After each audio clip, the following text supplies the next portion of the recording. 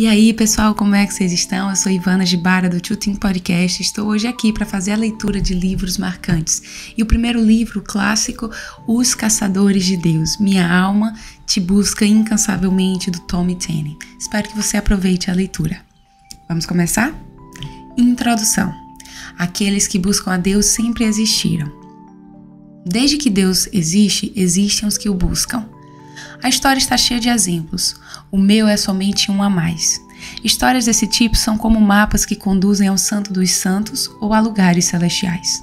Os caçadores de Deus não se limitam a tempo e cultura. Eles vêm dos mais variados lugares e contextos históricos, desde Abraão, o pastor errante, a Moisés, o gago adotivo, incluindo Davi, o jovem pastor de ovelhas. E assim, no decorrer dos tempos, os nomes continuam aparecendo, desde Madame Jeanne Guyon, Evan Roberts, William Seymour do célebre avivamento do Azusa Street, até os nossos dias. Somente a história pode nos dizer os nomes de todos os caçadores de Deus. Você é um deles? Deus está esperando ser alcançado por alguém cuja fome é seda, seu autocontrole. Os caçadores de Deus têm muita coisa em comum. Primeiramente, eles não estão interessados em se acamparem ao redor de verdades conhecidas por todos. Ao contrário, estão sempre atrás da doce presença do Todo-Poderoso. Sua busca pode causar espanto à igreja, mas geralmente os transporta de lugares áridos até lugar que o Senhor está. Se você é um caçador de Deus, não se contentará em simplesmente seguir as trilhas de Deus. Você as seguirá até que apreenda sua presença. A diferença entre a verdade de Deus e a revelação de Deus é muito simples. A verdade é onde Deus esteve. A revelação é onde Deus está. A verdade são as trilhas de Deus, seu rastro, sua trajetória. Mas nos leva aonde? Conduz-nos a Ele. Talvez muitas pessoas fiquem insatisfeitas se souberem onde Deus esteve, mas os verdadeiros caçadores de Deus não se contentam em somente estudar seu rastro, suas verdades. Eles querem conhecê-lo, saber onde Ele está e o que Ele está fazendo agora. Infelizmente, a maior parte da igreja está como um detetive à procura do lugar onde Deus esteve. Um caçador, por exemplo, pode chegar às muitas conclusões estudando a trilha de um animal. Ele pode determinar a direção em que está indo, há quanto tempo esteve ali, qual o seu peso, se é macho ou fêmea, e assim por diante. A igreja hoje gasta incontáveis horas e muita energia debatendo sobre onde Deus esteve, quão poderosamente Ele agiu quando estava lá e a natureza de sua operação. Para os verdadeiros caçadores de Deus, todas essas coisas são irrelevantes. Eles querem percorrer a trilha da verdade até chegarem ao ponto da revelação, o ponto onde Deus está. Um caçador de Deus pode ser estimulado por algumas verdades e ficar emocionado em determinar o peso da glória que passou por aquele caminho ou há quanto tempo foi. Mas é justamente este o problema. Há quanto tempo foi? O verdadeiro caçador de Deus não se satisfaz com a verdade passada. Ele anseia pela verdade presente. O caçador de Deus não quer apenas estudar o que Deus fez, porém estar ansioso para ver o que Deus está fazendo. Existe uma grande diferença entre a verdade presente e a passada. Temo que muito do que a igreja tenha estudado seja a verdade passada, e muito pouco do que sabemos seja a verdade presente. Se você quer reconhecer um verdadeiro caçador de Deus, imagine um cão de caça prestes a encontrar o que procura. Deixe que o caçador de Deus sinta o cheiro da proximidade de Deus e veja o que acontece. Como a Bíblia diz, o cheiro das águas faz com que muitas coisas aconteçam. Como cães de caça em uma trilha, os caçadores de Deus ficarão ainda mais agitados quando alcançarem sua presa. E nesse caso, a presa é a presença do Pai. Tudo o que eu posso dizer é que sou um caçador de Deus. E também os são todos aqueles que têm experimentado encontros com Deus. Por que você não vem se juntar àqueles que buscam a Deus? O que queremos é somente estar com Ele. Capítulo 1. O dia em que quase o alcancei. Buscando a Deus. Salmo 63:8. Nós pensamos que sabemos onde Deus está. Nós pensamos que sabemos o que o agrada e estamos certos de que sabemos aquilo que o desagrada. Temos estudado tanto a palavra de Deus e suas cartas de amor para a igreja que alguns de nós alegam saber tudo sobre Deus. Mas agora, pessoas como você e eu em diferentes lugares do mundo estão começando a ouvir uma voz persistente no silêncio da noite. Não estou perguntando quanto você sabe a meu respeito.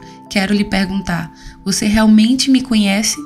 Você realmente me deseja? Eu pensava que sim. Pensava que havia alcançado um nível considerável de sucesso no ministério. Afinal, eu havia pregado em algumas das maiores igrejas dos Estados Unidos. Estava envolvido em obras de alcance internacional com grandes homens de Deus. Fui à Rússia várias vezes e participei da fundação de muitas igrejas naquele país.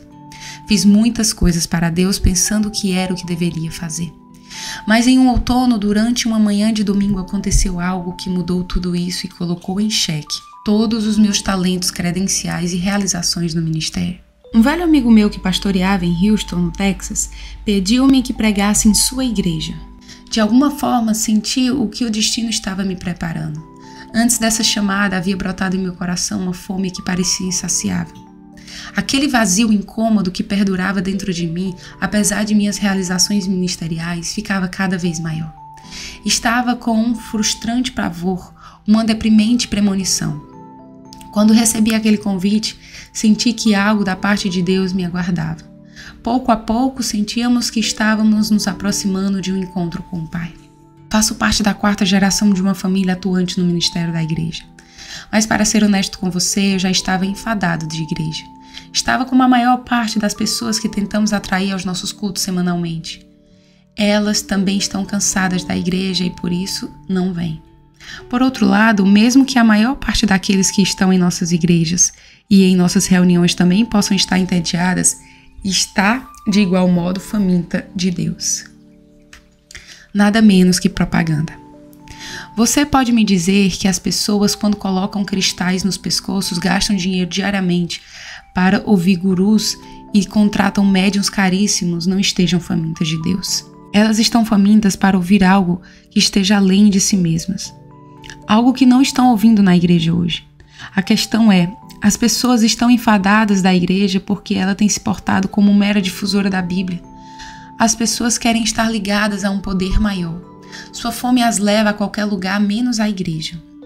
Elas estão à procura de algo para saciar a fome que lhes corrói a alma.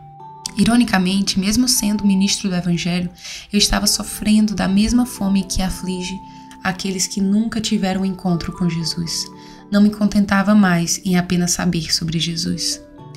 Você pode saber tudo sobre presidentes, realezas e celebridades. Pode conhecer seus hábitos alimentares, endereço, estado civil. Mas saber sobre eles não significa ter intimidade com eles. Não significa que você os conheça. Na era da comunicação, com boatos passados de boca em boca, de papel em papel, de pessoa a pessoa, é possível compartilhar informações sobre alguém sem conhecê-lo pessoalmente. Se você ouvir 2 pessoas conversando sobre a última tragédia que se abateu sobre alguma celebridade ou a última vitória que ela experimentou, pode até pensar que elas conheçam a pessoa de quem estão falando, quando na verdade tudo o que sabem são fatos a respeito dela. Por muito tempo a igreja só tem conhecido fatos sobre Deus. Nós conhecemos técnicas, mas não falamos com Ele. Essa é a diferença entre conhecer alguém e saber a respeito dele. Presidentes, realezas e celebridades, posso ter muita informação sobre eles, mas não conhecê-los de fato. Se os encontrasse pessoalmente, teriam de ser apresentados a mim porque o mero conhecimento a respeito de uma pessoa não é o mesmo que uma amizade íntima. Saber a respeito de Deus não é o suficiente. Temos igrejas cheias de pessoas que podem ganhar qualquer concurso sobre temas bíblicos, mas não o conhecem. Temo que alguns de nós fomos desviados ou embaraçados tanto pela prosperidade quanto pela pobreza.